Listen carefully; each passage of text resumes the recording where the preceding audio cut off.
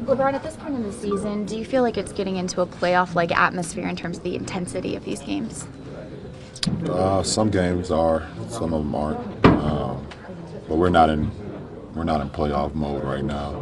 We have a process to continue to, get better every night, continue to work our habits, continue to get the guys that haven't been a part of the club for a full year, get them acclimated to what we want to do. And we got guys coming back off an injury that's still trying to get back into the flow, and Kev and JR. So, some games are different than others, and it's always good to have one of those playoff-type atmospheres, but every game is different. With Kevin Jr. back, Kyle out, how would you rate the chemistry of this team right now with so many ins and outs? Well, our chemistry is always good. Our camaraderie is always great. We have a brotherhood around here that's amazing. As far as us on the court, it's been off and on because we had so many guys that's been in and out, and our coaching staff haven't had a great opportunity to know exactly our full group of guys to be able to implement onto the floor. So, but I commend the guys that's been in the lineup, and even with me being out a couple games, Kai being out a couple games, guys have continued to show up and play the way we want to play. How has JR continued to show he's an asset for this team? JR is JR. We love him. Your thoughts on Jokic and what he's been able to bring to this Nuggets team? He's definitely made them a more impressive team, hasn't he? He's a good player. Very, very good. There's been a lot of talk on, the whole, some players not being able to play. Obviously, it's a long season. It's asking, can you kind of explain how much it's asking to have a player be on the floor for every game during the season? The grind you guys have? That's not asking too much. You're going to have people that have their opinions about one guys on the floor every night, and you're going to have opinions about guys, taking care of their body as well. It's never a discussion when a team decides to shut their players down because they feel like they can't make the playoffs. You understand the fans' perspective. I mean, they're here to see you in the building. They're here to see, I'm playing tonight. You playing? Nobody wants to see me play. All right. I'm playing tonight. Are you looking forward to that discussion later on after the season? The pros and cons of playing and resting with the players and with the league. Is that a conversation needs to be had? No. LeBron, what makes Nikola Jokic such a good player? His passing ability. I like that most about him. Anything else? Yeah. How much do you get involved with reading the quarterly reports for Nike? Does that information come to you? Does Maverick? I know what's going on. Do you? I'm not an investor. It's hard for me to understand some of it. But do you have any concerns with these reports and the dip in the stock today? Listen. At the end of the day, if Nike hits the fan, then we're all in trouble. Everybody.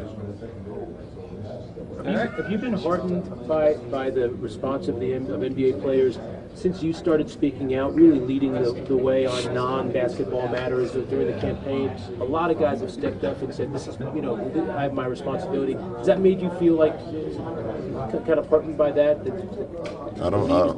Listen. At the end of the day, what I do it for me and for what I believe in. I don't do it to get other people behind me or give them more courage. If that happens, then so be it. But I speak from a well-educated mind when I speak upon anything, and I come from a lot of knowledge. So, and I'm just happy that athletes in today's world have an opportunity to speak up on things that they feel either passionate about or they feel like they should speak upon it. But you got some athletes that don't want to speak upon it as well, and that's okay. So you don't see it as any kind of responsibility. They've been given this platform, and if they feel strongly about it, there must be guys who in the locker room feel very strongly about something, but then they don't want to use their public platform. But so your only responsibility as a professional athlete is to show up to work every day and bust your tail. Get better every day. You have no responsibility to speak about things that you're not comfortable with. We don't get paid to speak about things that you're not comfortable with. For me, if I'm knowledgeable about it and I feel a passion for it, I'm gonna speak upon it just because who I am. Yeah. But when you get drafted, they don't draft you to the ball club to say, okay, we want you to speak upon something that's going on off the floor. They'll release you or cut you if you're not playing the game the right way. I was talking to Steve Kerr about this the other day, and he was saying he would never speak out. He felt like it wasn't his place. And then with him, it was a Muslim ban. He said, something happened that I felt this went too far. I have to talk. Is that what happened? He was saying that as a player, he would never speak up on it, or as a coach? Both. He just said that I didn't see it as my situation, my responsibility. I kept to myself. Well, I think times have changed. You look at the 80s and the 90s in sports, there was really only a couple people talking. It was really the star player talking. It was the head coach. It was probably the second guy on the team talking, and that's all you got sound bites from. And sound bites couldn't travel fast like they can now because of social media. So you probably, even if the guy on the bench that came to sixth man of the year came off the bench and was talking, you probably would never see it because it didn't travel. And by the time it got to you from the East Coast to the West Coast, it would be so fabricated that you didn't know to believe it or not. So social media has given us an opportunity to be able to speak upon things and be able to get to, all places all over the world.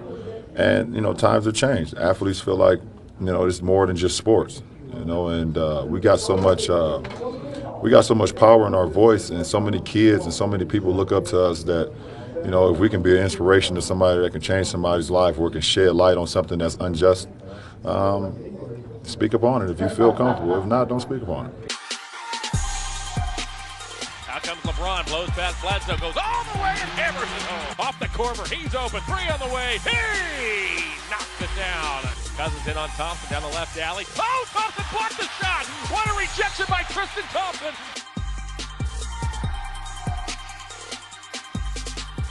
Out comes Irving in a hurry to the foul line. Right around the Brainerd, he lays it up and in.